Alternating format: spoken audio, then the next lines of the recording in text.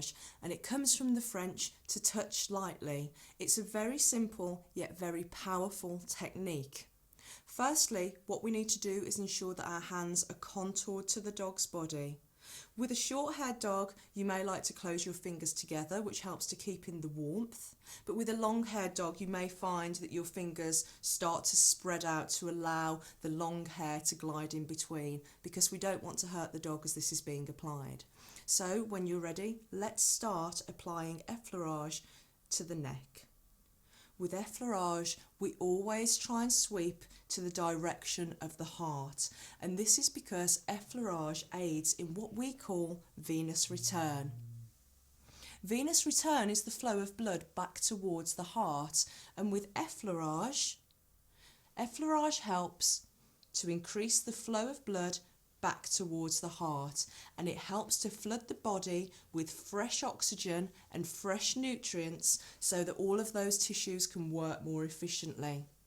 It also has a second effect, and that is its mechanical effect, as it helps to warm tissues ready to prepare them for the deeper stroke that we'll be learning next. This is called hand over hand effleurage, and you'll notice that I'm sweeping back towards the heart. There's a big fallacy in the dog world that we never go against the dog's fur. Well, because with effleurage we're increasing the blood flow, we need to make sure that that's going back towards the heart.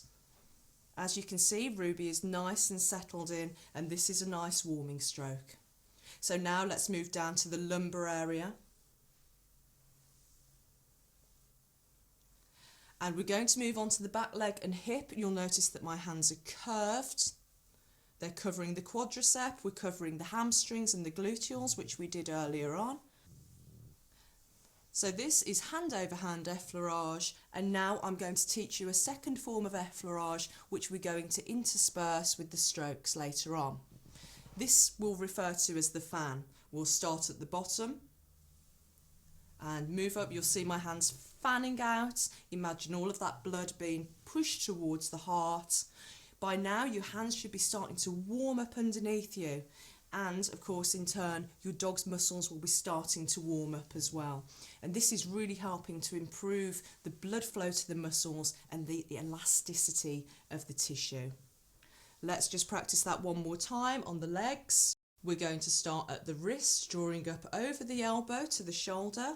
When we've covered that, we're going to just help to close the dog's elbow down, and we're going to sweep up into the armpit, and this is because effleurage also influences the lymphatic system, and the lymphatic system is of course the body's immune system. It's the glands that come up in your neck when you're ill, and it's the lymphatic system which helps to dispose of toxins and metabolic waste and potential bacteria that may be in the system, and this is why massage helps to benefit the immune system.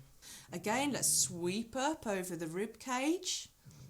As you can hear, you might hear Ruby starting to moan slightly, and that is because this is a very, very nice, relaxing, warming technique.